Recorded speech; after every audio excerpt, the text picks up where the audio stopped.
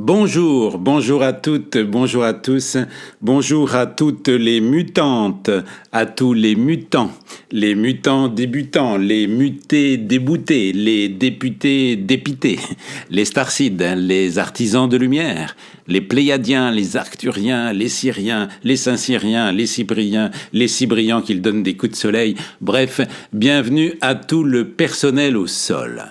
Je suis Phil Dowan, éclaireur et facilitateur de changement. Ma mission de vie, la communication bienveillante, a pris chez moi la forme de l'écriture, avec 3 essais publiés aux éditions du Rocher, au Souffle d'Or et chez Fernand Lanor, 2 spectacles de théâtre à musique joués à Montréal et à New York, une bonne vingtaine de chansons, et 2 romans, dont 2027, La Révélation, dont je viens tout juste de récupérer les droits. Ma liberté de romancier ayant été retrouvée, rien ne m'empêche aujourd'hui de vous conter de vive voix, chapitre par chapitre, ce roman d'anticipation sorti de ce qu'on appelle l'imaginaire, mais qui n'est autre que le grand nuage de la mémoire de nos futurs possibles. Albert Einstein disait que l'imagination est plus importante que le savoir, beaucoup plus importante que l'intelligence. Il expliquait également que la logique nous mènera d'un point A à un point B, mais que l'imagination nous amènera partout. Mon intention, dans cette vidéo, si je réussis à capter l'intérêt de suffisamment de personnes, et d'écrire la suite de ce roman 2027, La Révélation, car je l'ai écrit il y a 5 ans, et les lignes de temps de notre futur ont passablement bougé. C'est pourquoi vos pouces en l'air, vos commentaires et vos partages vont m'être particulièrement très précieux. Je vais donc mettre ma casquette de conteur et vous faire bénéficier gratuitement d'un livre audio raconté chapitre par chapitre avec en prime la face de l'auteur, votre serviteur. Alors, c'est parti.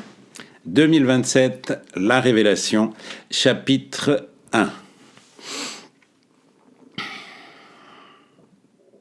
Ne jamais se laisser surprendre par l'ennemi. Comme chaque matin, depuis 275 jours, j'avais refusé que le bonjour réglementaire du gardien pénitentiaire me découvrit en pyjama, à moitié endormi dans le lit. Je m'étais levé prestement, j'avais enfilé mes vêtements et je m'étais placé raide sur mes 2 pattes arrière, dans un simulacre de garde à vous. Mon regard d'ours sauvage s'était allumé comme un double laser pointé à la hauteur de l'œilleton, dans l'attente de son arrivée imminente. Les cliquetis métalliques des serrures et les claquements sourds des portes s'étaient rapprochés, amplifiés par la résonance de l'immense et glacial couloir dont le béton suintait de plaintes. Quelques minutes plus tard, le maton de service avait ouvert la porte de ma cellule. Comme d'habitude, j'avais planté mon regard droit dans ses yeux, avec bienveillance, eu égard à la pénibilité de son travail, mais aussi avec mon animale fermeté pour lui signifier clairement qu'il entrait dans mon espace. Chaque matin, le rituel était le même. Mais ce matin-là n'était pas un matin comme les autres. L'usuel et laconique salut matinal avait été suivi par d'autres mots. Des mots dits avec un sourire presque amical, presque complice, pour me signifier l'heure exacte de ma sortie définitive. Le grand jour avait sonné pour moi. Après 12 interminables mois de détention, j'allais enfin quitter l'univers carcéral du centre pénitentiaire d'Éton. De la Savoie, j'emporterais ces ciels bleus scintillants, ce riant des grillages barbelés et des barreaux d'acier, ces coups frappés sur les tuyaux du chauffage comme seul moyen de contact entre les solitudes insondables de garçons perdus, ces secrets de cœur de quelques codétenus livrés à mon oreille de grands frères attentifs sous les miradors jaloux des cours de promenade, et enfin ces hurlements nocturnes insupportables de détresse anonyme en manque de drogue, en trop-plein de drames. Mais j'emportais également mon trésor de guerre, amer, gagné à la sueur de mes larmes salées. 2592 pages libératrices de cahiers d'écoliers marqués de l'encre noire de mes stylos au capuchon mâché. Moi, Thomas Broder, simple quidam, échoué quelque temps hors du monde dans l'usine immobile des punis. J'affirme qu'il n'est point besoin de courir le monde jusqu'en Inde ou au Népal ou de traverser à pied les déserts de sable d'Afrique pour découvrir tout le potentiel de l'être humain qui se cache en nous. Le seul voyage initiatique qui vaille se fait à l'intérieur de nous, aux prises avec nos ombres. Nelson Mandela, par ses 26 années de prison d'où il est sorti illuminé, a éclairé ma voie. La forteresse carcérale qui s'éveillait au loin dans mon dos appartenait désormais au passé. Je posais mon premier acte d'homme libre, un franc sourire aux lèvres, je levais haut et fort mon pouce droit à l'intention des voitures. À peine libéré, j'étais déjà en infraction. Faire de l'autostop sur une autoroute est formellement interdit. Mais quel autre choix avais-je ? Véronique m'avait laissé tomber. Mon avocat vaquait à d'autres occupations plus lucratives. Mes parents étaient tous deux décédés. Quant à mes soi-disant amis, les rares courriers que j'avais reçus d'eux m'avaient clairement laissé entendre que nous n'étions plus du tout sur la même longueur d'onde. À qui la faute ? À moi, bien sûr. J'en étais intimement persuadé. Par mes lectures et mes méditations solitaires, j'avais découvert un secret que je me promettais désormais de passer à l'épreuve du réel. Le hasard n'existe pas. Les événements nous arrivent, nous percutent ou nous embrassent pour nous faire grandir. Ce sont nos actes, nos paroles et nos pensées qui tissent, seconde après seconde, notre propre réalité. Je n'attendis pas très longtemps sur la bande d'arrêt d'urgence, 1 heure tout au plus. À ma grande surprise, une 2 chevaux, repeinte en noir, stoppa sa course. Je me méfiais des autos noirs, la couleur des voitures officielles ou des hommes imbus d'eux-mêmes qui se croient supérieurs aux autres et qui tiennent à le montrer.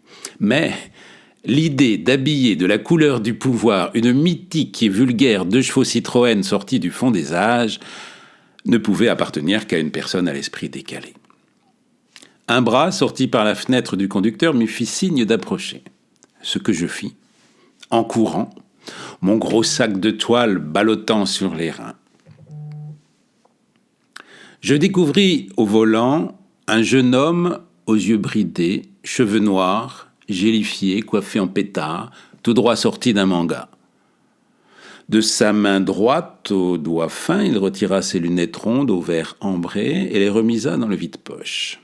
« Je vais à Chambéry, si vous voulez, je peux vous conduire jusqu'à la gare. »« Je cherche plutôt à rentrer sur Paris. »« Montez quand même, ça vous rapprochera. Mettez votre sac sur la banquette arrière. Moi, c'est Cédric. Et vous ?»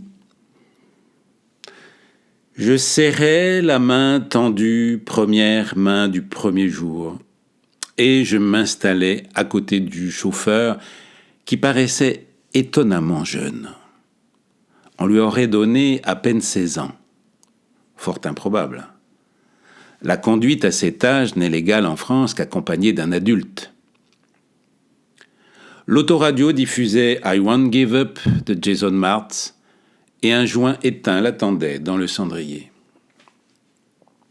Dans l'encadrement du pare-brise transformé en écran de cinéma du road movie dont je devenais le héros, je regardais Béa se dérouler le ruban d'asphalte. Je décryptais les inscriptions des pancartes de signalisation en m'imaginant quelles sortes d'hommes, de femmes et d'enfants y vivaient derrière ces noms de villes étranges, Lyon, Genève, Le Revoir. Pas y croire, coule ma chair. Je m'étonnais, en prenant garde de ne le laisser paraître, des nouveaux modèles de voitures qui nous dépassaient. J'étais dépassé, en effet. Je n'avais bénéficié d'aucune permission de sortie durant toute ma détention. Pas d'autre contact avec l'extérieur que les parloirs avec mon avocat. C'est dire que tout ce que je voyais me semblait nouveau. Cédric brisa le silence. « Tout ce qui ne nous tue pas nous rend plus forts », lâcha-t-il énigmatique. Le silence retomba dans l'habitacle avec une densité accrue. Comment ce garçon que je ne connaissais pas 5 minutes plus tôt pouvait-il me lancer une phrase aussi percutante ? Il n'était pourtant pas écrit sur mon front que je sortais de tôle. D'ordinaire, 2 étrangers qui se rencontrent parlent de sujets anodins. Je répliquais avec lenteur en détachant bien mes mots sur le ton appliqué d'un finaliste à un jeu télévisé. Friedrich Wilhelm Nietzsche. Bonne réponse. Le silence s'installa à nouveau entre nous. Cette fois, c'est moi qui me risquais. Pourquoi cette citation, Cédric ? Est-ce que vous sortez d'une épreuve difficile ? Et si on se tutoyait, renchérit-il, ce ne serait pas plus direct ? D'accord, je reformule. Est-ce que tu sors d'une épreuve difficile ? Il me répondit, chaque matin, je sors d'une épreuve difficile. Ah, tu travailles de nuit ? En quelque sorte, mais de jour aussi. En somme, tu travailles tout le temps. Le mot « travail » n'est pas très adapté à mon activité. Je supputais que mon interlocuteur faisait allusion à l'étymologie du mot « travail », tripalium en latin, un instrument de torture réservé aux esclaves récalcitrants. J'observais le jeune homme avec les yeux du photographe que j'avais été dans mes temps de liberté. Les traits fins du garçon dessinaient sur son visage une troublante beauté androgyne. L'épiderme de sa peau renvoyait la lumière de façon inhabituelle.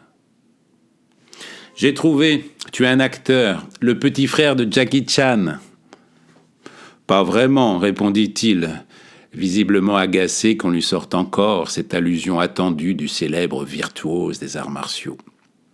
Mais je suis acteur de ma vie, comme vous l'êtes sûrement, vous aussi. On n'a pas dit qu'on se tutoyait, ça marche dans les 2 sens, tu sais. Excuse-moi Thomas, c'est la différence d'âge qui me trouble. J'ai l'air si vieux. Combien tu me donnes ? Oh, quelques milliers d'années. J'éclatais de rire. Mes éclats déclenchèrent les siens. Nous rîmes ainsi de concert pendant plusieurs minutes. Des rires qui secouèrent la 2 chevaux au risque d'en décrocher la capote. Le rire, c'est la liberté, reprit Cédric. Les dictateurs n'aiment pas les humoristes. Sais-tu pourquoi les Indiens ne faisaient pas confiance aux Jésuites débarqués sur leur terre pour évangéliser l'Amérique ? Non ? Eh bien, parce qu'ils étaient tristes. Cédric acquiesça dans un large sourire. Il faut se méfier des gens tristes.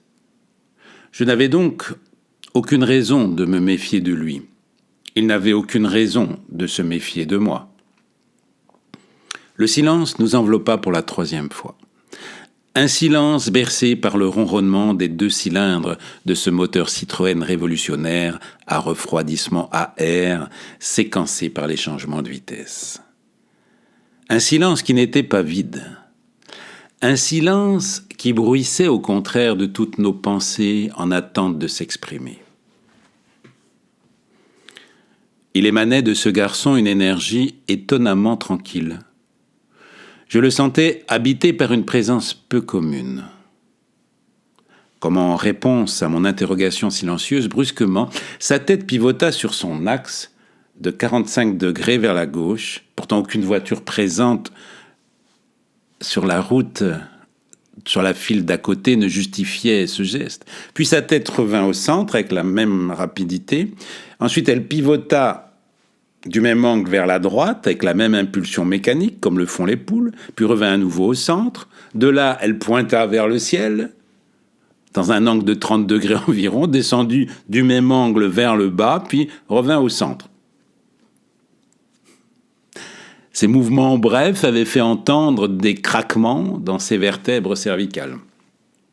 Jamais je n'avais vu chez un homme un comportement aussi étrange. Mi-animal, mi-robot. Son sourire revenu, il se tourna vers moi. « J'ai reçu un message pour toi. » « Dans la boîte vocale de ton portable ou dans ta boîte email ?» lui répondis-je, amusé. « Non, par télépathie. »« Ah, tu es télépathe ?»« Ça t'épate. Et chaque fois que tu reçois un message, tu fais la poule. » Cédric partit à rire. Je peux savoir d'où il vient, ce message ? De ton père. Impossible, mon père est mort depuis 2 ans. Cédric se mit à rire de plus belle. Je te dis que mon père est mort depuis 2 ans et toi, ça te fait rire ? Excuse-moi Thomas, mais il va falloir que tu te remettes à niveau. Ce ne sont pas les livres de la bibliothèque du centre pénitentiaire d'Éton qui diffusent ce genre d'informations. Je restai sans voix quelques longues secondes. Son intrusive télépathie avait rallumé ma colère. Comment pouvait-il avoir accès à ces informations intimes que je considérais comme hautement confidentielles ? Une envie folle de sauter en marche s'empara de moi. « Ok, je viens moi aussi de recevoir un message, lui répliquai-je. Changement de direction. Je ne vais plus au nord, je vais au sud. Ça tombe bien, il y a une aire de stationnement dans 200 mètres. Arrête-toi, s'il te plaît. » Comme tu voudras. La voiture contourna le petit bâtiment blanc des sanitaires et s'arrêta au bout du parking arboré, face à un champ d'un vert éclatant qu'une clôture barbelée séparait. Le moteur coupé, je restais figé, le regard vague, partagé entre l'envie de fuir et la curiosité d'en savoir plus. Le foutu silence qui ne nous lâchait pas revint s'installer sans gêne entre nous. Au bout de quelques secondes, je lui balançai « Ravi d'avoir fait ta connaissance, Cédric, et merci pour tout. » J'aurais dû alors me déplier et sortir, mu par l'émotion sourde qui grondait en moi, mais mon corps ne voulait plus bouger. Je demeurais pétrifié. Sans tourner la tête, le jeune Asiatique s'adressa à moi comme jamais personne ne l'avait fait de toute ma vie, avec une voix d'une douceur infinie et d'une profondeur désarmante. « Thomas, j'entends que tu es ravi d'avoir fait ma connaissance et que tu me remercies. C'est bien ça que tu as dit. » C'est ce que j'ai dit. « J'entends aussi que tu es en colère. Tu as parfaitement le droit, Thomas. Est-ce que tu peux identifier ce qui a provoqué en toi cette émotion ? Comment un garçon aussi jeune pouvait-il s'exprimer comme un vieux sage, avec une voix aussi posée, aussi tranquille ? Mon ventre se mit alors à trembler, mes yeux s'emplirent de larmes. Ma respiration devient haletante. Quelque chose en moi voulait s'exprimer, mais ma prison intérieure m'en empêchait. J'étais traversé par des spasmes de sanglots que je n'arrivais plus à contrôler. « Tu as le droit de pleurer, Thomas. » Jacques Brel disait « Un homme qui ne pleure pas n'est pas un homme. » Au moment même où Cédric terminait sa phrase et saisissait du bout des doigts sa cigarette aux herbes folles, il se passa dans l'habitacle un événement incroyable. Alors que le contact était coupé et qu'il n'avait esquissé aucun autre geste, inexplicablement, l'autoradio se mit en marche. Vous me croirez encore moins si je vous dis le titre de la chanson qui se fit entendre. Vous vous direz, de toute façon, quoi que l'auteur écrive, le livre que je suis en train de lire ou d'écouter est un roman. Oui, lecteur, moi, Thomas Broder, simple quidam libéré de l'usine immobile des Punis, j'ai choisi de vous faire partager mon histoire de vie dans cette forme littéraire que les éditeurs ont classée dans la catégorie roman. Mais ne vous y trompez pas, je n'y ai retranscrit que l'exacte vérité. Dans l'univers sans limite sur notre planète bleue du nom de Terre, À l'ouest du vieux continent de l'Europe, en pays de France, au cœur de la région de Savoie, sur l'autoroute A43, quelque part entre Éton et Chambéry, à l'intérieur du confort spartiate d'une 2 chevaux Citroën maquillée noire des années 60, au moment même où le jeune asiatique sorti de nulle part citait l'auteur-compositeur Jacques Brel pour autoriser l'homme qu'il venait de prendre en stop à se répandre en larmes, l'autoradio se mettait inexplicablement en marche. Les haut-parleurs diffusèrent alors cette chanson, sortie quelques mois avant la disparition du chanteur emporté par un cancer des poumons. Bien sûr, il y a les guerres d'Irlande et les peuplades sans musique. Bien sûr, tout se manque de tendre, il n'y a plus d'Amérique. Bien sûr, l'argent n'a pas d'odeur, mais pas d'odeur vous monte au nez. Bien sûr, on marche sur les fleurs, mais voir un ami pleurer. Cédric plongea sa main sous son siège, en sortit une petite boîte de Kleenex, en tira un mouchoir en papier et me le tendit. Je séchai mes larmes, nos regards se croisèrent et ne se lâchèrent plus jusqu'à ce qu'un sourire partagé vienne nous illuminer la face. « Allons faire quelques pas, ça va nous faire du bien », proposa-t-il.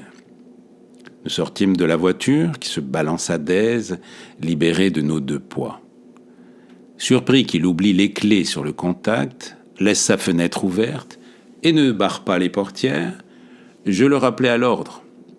Amusé par ma réaction, il appuya sur le fil barbelé, enjamba la clôture du champ et m'invita à faire de même. « Décidément, dit-il en hochant la tête, ta remise à niveau s'impose. Personne ne t'a appris que c'est la peur qui attire les voleurs ?» Je fus très surpris d'entendre ce concept. J'avais écrit cette phrase, mot pour mot, dans les premières pages de mon premier roman, un livre écrit alors que j'étais adolescent et que je vivais au Québec entre mes 2 parents adoptifs. J'avais eu à l'époque la chance d'être édité, fait rarissime, lorsque l'auteur n'a que 14 ans. J'avais oublié en effet la loi de l'attraction, qui fait qu'on attire à soi ce sur quoi on focalise le plus. Mes idéaux de jeunesse s'étaient passablement émoussés. Le rouleau compresseur du temps m'avait fait oublier que la peur est une énergie qui attire, entasse, contracte et blesse, en attirant à nous les événements fâcheux. Ta formation sur le terrain commence aujourd'hui. Bienvenue dans le premier jour de ta nouvelle vie, Thomas. Voilà, chers écouteurs, chères visionneuses, si vous voulez connaître la suite des aventures de Thomas en 2027, je vous engage à laisser vos commentaires et à vous abonner. Et si je sens que ça vaut la peine de vous raconter la suite, eh bien je vous donne rendez-vous pour le prochain épisode qui sera diffusé ou pas dimanche ou jeudi prochain, suivant le sens du vent, la température et le degré hydrométrique de l'air. Alors, prenez soin de vous, prenez soin de votre imaginaire, puisque tout ce qui existe dans la réalité a d'abord été imaginé avant d'être réalisé dans la matière. Autorisez-vous à vous imaginer belle, beau, prospère et joyeux et en pleine santé. Imaginez-vous. Je vous embrasse et je vous bénis. Bye bye.